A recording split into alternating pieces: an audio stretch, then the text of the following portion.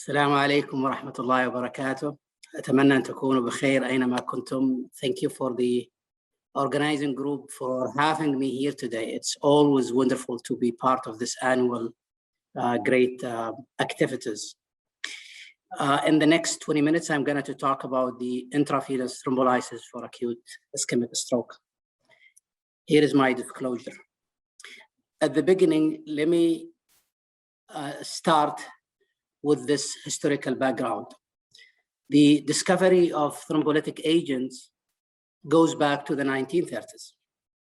In fact, you could see on the right side of the slide, the first publication on use of thrombolysis in acute ischemic stroke. In the 1955, Tellez et al. Reported 3 ischemic stroke patients with extracranial arterial occlusion treated with streptokinase. Since that time till now, several agents have been discovered, starting with streptokinase, urokinase, tissue plasminogen activator, tenecteplase, and dismutase. These agents are thrombolytic agents. They have, each one has its own characteristics, but the main difference is fibrin selectivity.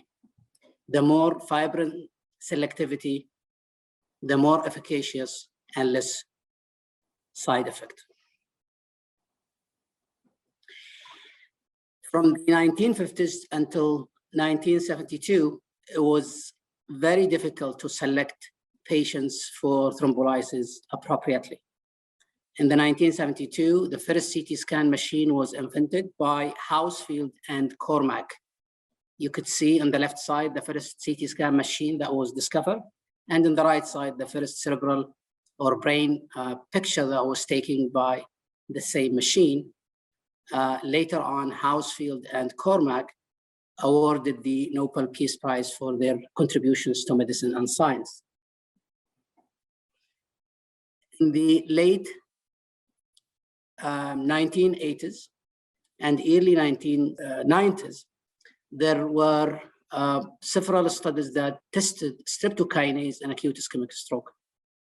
Unfortunately, streptokinase did not show any benefit, but in fact was harmful with increased mortality, so the trials were stopped and is not used since for acute ischemic stroke.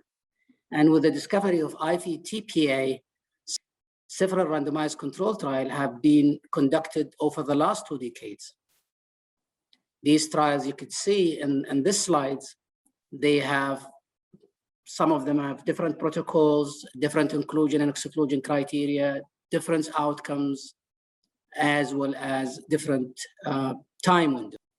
Some of these trials have shown a significant benefit. Some of them were clearly showed no benefit, while some of them, non-conclusive. I am not going to overwhelm you with statistics and data. I'm going to summarize all these trials in a couple of slides. You could see here a meta-analysis of individual patient data from about 7,000 patients included in a 9 randomized control trial. These trials included patients who were enrolled within the first 6 hours based on plain CT scan only. And they were treated with IV-TPA versus no IV-TPA. The primary outcome was measured by a scale called modified Rankin scale.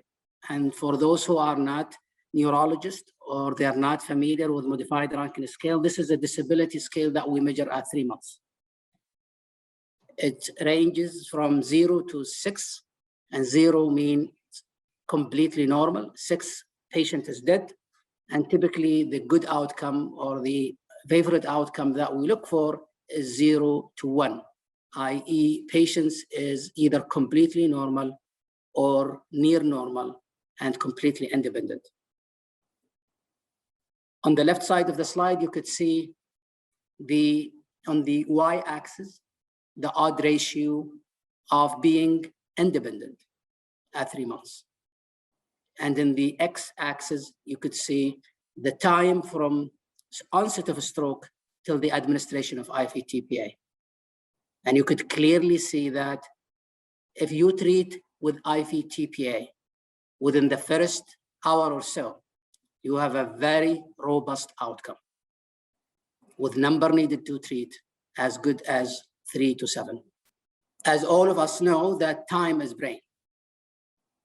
As the time goes by, you could see that the benefit declined until up to 4.5 hours. Treating patients based on plain CT scan after 4.5 hours does not benefit patients. On the right side of the slide, you could see data stratified based on treatment delay, age, and stroke severity. Again, you could clearly see if you treat within 3 hours, you have a robust effect. If you treat from 3 up to 4.5 hours, again, still you see benefit, but as the time goes by, the benefit declines, and there is no benefit after 4.5 hours. Again, the data was stratified based on age, above 80 and below 80, and that has answered the traditional question of, should we treat elderly patients? And it's very clear that elderly patients benefit from treatment. IV TPA also works across different levels of stroke severity. Several international scientific bodies have recommended administration of intravenous thrombolysis for acute ischemic stroke within 4.5 hours. For example, the last publication by European stroke organizations strongly recommend IV TPA within 4.5 hours with high quality of evidence. Well, like any other thing in life, there is no gain without pain. IV TPA is not free of side effects, but luckily they are low, especially if you select your patients appropriately. The most common side effect of intravenous thrombolysis in acute ischemic stroke is the symptomatic intracerebral hemorrhage. We typically use the number 6%. So if you treat 100 patients, typically 6 out of them will have symptomatic intracerebral hemorrhage. However, this number can go up and down based on several risk factors, include prior use of antiplatelets, severe stroke, uncontrolled blood sugar, uncontrolled hypertension, elderly patients, delayed treatment, and history of hypertension. But the overall risk, as I said, is about 6% and can be as low as 0.4% and could be way higher than 6%. Depends on the presence or absence of these risk factors. The IV TPA does not alter mortality. Upfront in the first 7 days, there is a slightly increase of mortality, but at 3 months or 1 year, there is no difference in mortality between the group treated with IV TPA or the groups treated with no IV TPA. If you want to have a closer look into the effect of IV TPA in terms of numbers, if you want to have a closer look into the IV TPA efficacy and side effects, original famous trial that called NINS trial in the 1995. That was the first trial which was positive. And when the IV TPA was, approved by the American FDA. So if you treat 100 patients with IV TPA, typically around 32 benefits and 3 harmed. The number needed to treat is about 3 to 8. It has been proven safe, cost-effective, and standard of care. If you want to compare the efficacy of IV TPA to the traditional medications that we use, for example, warfarin for atrial fibrillation, or thrombolysis for acute myocardial infarction, or aspirin for acute stroke, you could see the number needed to treat on the right side. So it is very clear that if you select your patients appropriately, and if you use the IV-TPA in the right time, i.e. earlier, the number needed to treat is very robust compared to the traditional other medications that we use for different diseases. Although the data is very robust and the medication is very safe, IV-TPA is underutilized for many, many reasons. But the top two reasons for IV-TPA underutilization is, one, patients typically come late after the traditional window of 4.5 hours. So late arrival to the emergency. And that's probably more than 2/3 of patients that are untreated with IV-TPA. About 15 to 20% of patients are either wake up or unwitnessed stroke. So we cannot define the stroke onset. So you cannot define the time window, and thus you cannot use IV-TPA. These are the two big reasons for underutilization of IV-TPA. Researchers and scientists and clinicians were trying to find out how can we include more patients to be treated with IV-TPA beyond the traditional well-known time window of 4.5 hours. So let me first start talking about the wake-up stroke and unwitnessed stroke. Let me give you an example. If a patient comes to you at 7 o'clock in the morning to the emergency, and he woke up at 6:30, half an hour before arrival to the emergency, with a stroke, and he slept at 12 midnight, there is a possibility that he is outside the window. So the stroke happened at 1 a.m. in the morning. But also there is a possibility that the stroke just happened half an hour before Wakeup. So he's still within a time window. How can we use radiology to prove this concept? So researchers have tested the use of MRI to prove duration of the stroke, and the patient is still within the time window of 4.5 hours. So if you take that patient who came to you at 7 o'clock and he has left-sided weakness, he has a clinical stroke, you put him in the MRI and you see in the middle image the flare sequence that did not show anything, so it's negative. You didn't see any sign of a stroke. But if you look into the diffusion-weighted images, which is more sensitive for acute infarction, you could see it there. It's positive. You see this hyper-intense signals in the DWI. So that positive DWI, negative flare, called DWI flare mismatch.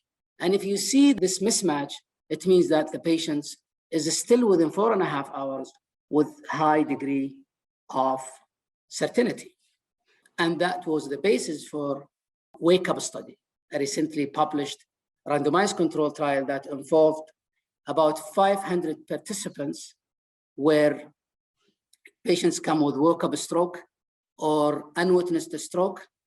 They are still within the 4.5 hours from stroke recognition, not the onset, because the onset is unknown. Patient either asleep or unwitnessed. So the patient still within 4.5 hours, they enrolled them based on the MRI. And if they find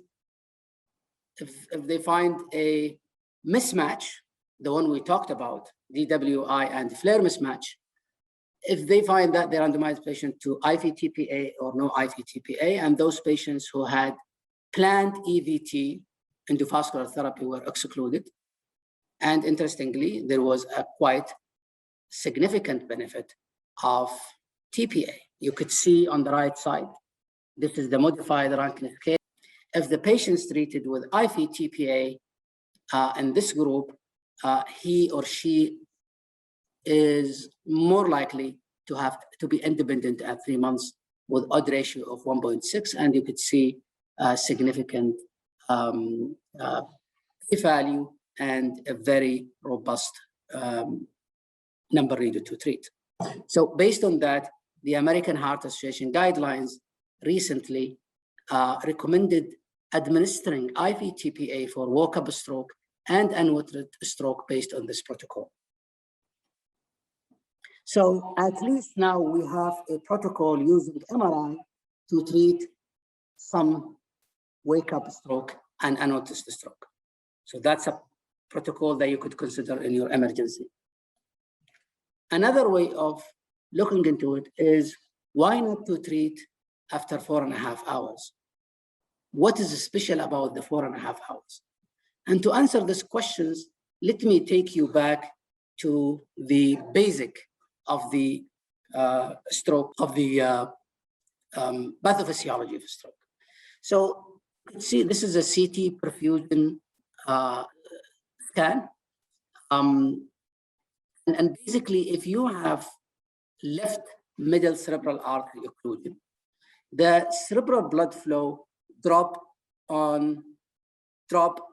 in that territory, but different from an area to area. Some areas, particularly in the middle of the arterial territory, drop to a critical level that the brain tissue does not tolerate and dies right away.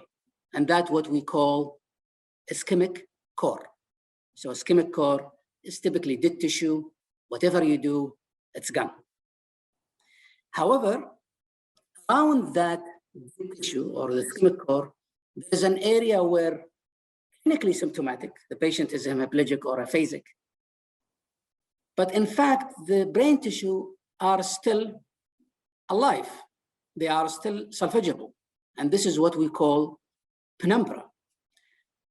So clinically, you cannot differentiate between ischemic core and penumbra.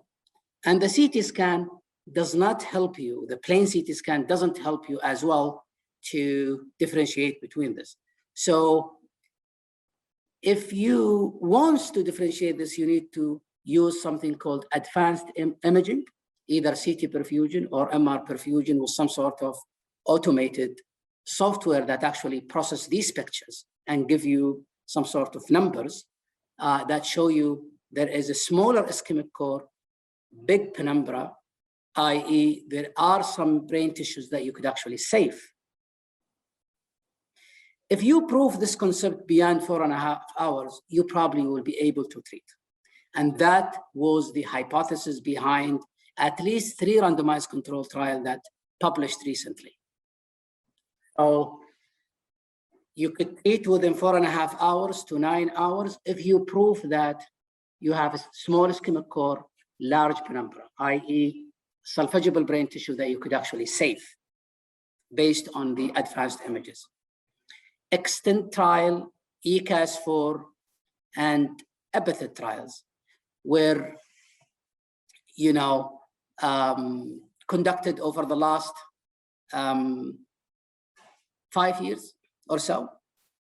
And recently, a meta-analysis at the patient level, at the patient data level, were published by Campbell and his colleagues, and showed that if you select patients from 4.5 hours to 9 hours based on advanced images and based on special criteria that tells you that there are still salvageable brain tissue, you're probably going to help the patients. So you could see down here the analysis of these 3 randomized control trials, that if you treat with IV TPA beyond 4.5 hours, after 9 hours, based on that protocol, they're more likely to benefit. I have to say, though, that there are many limitations to these data. Many of these, they have different protocols. Some of them were stopped prematurely because of the difficult recruitment, as well as the recent approval of the thrombectomy. And you need to remember that about 60% of these patients had large vessel occlusion. The safety of these clinical trials, whether Wakeup trials or the extended time window, were safe. The complication of IV-TPA in terms of symptomatic intracerebral hemorrhage was comparable to the IV-TPA complication within the traditional 4.5 hours window. Now, how to put all of these together? How can we establish a protocol in the emergency department based on these data? Well, let me summarize it to you. Your emergency department protocol depends on your circumstances and your resource availability.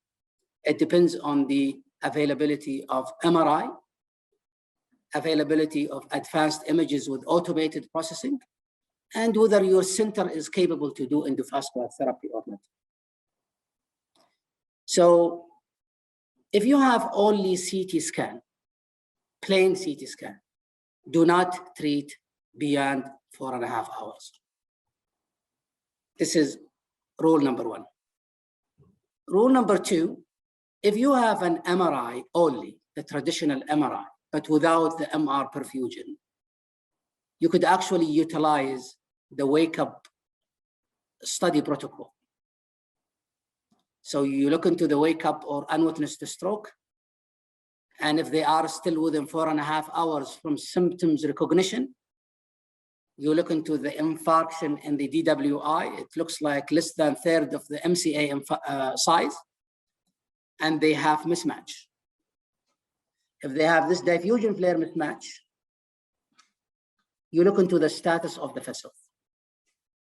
If the vessels occluded, there is a large vessel occlusion, and you have endovascular therapy available, so probably it's more wise to take the patient to thrombectomy directly. If the thrombectomy is not available or cannot be done for any reason, or the patient does not have a large vessel occlusion, you administer IV-TPA based on the protocol. That's one way of addressing the Wakeup and unwitnessed stroke. So the second protocol depends on the presence of the advanced images with automated processes. And the famous automated processing software that we use these days is the Rapid software. So if you have CT or MR perfusion with Rapid software, what you could do is that, and the patient come after 4.5 hours and 9 hours, you could actually do these advanced images, look into the evidence of esophageal brain tissue.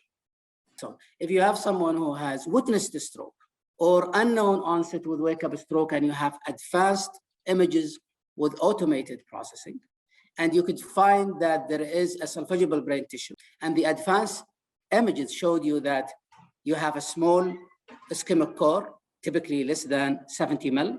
You have significant penumbra. Typically, the mismatch between the penumbra and ischemic core should be more than 10, and the ratio more than 1.2. So if you have these numbers and the patient has large vessel occlusion and you can do endovascular therapy, it's probably wise to take patient directly to endovascular therapy.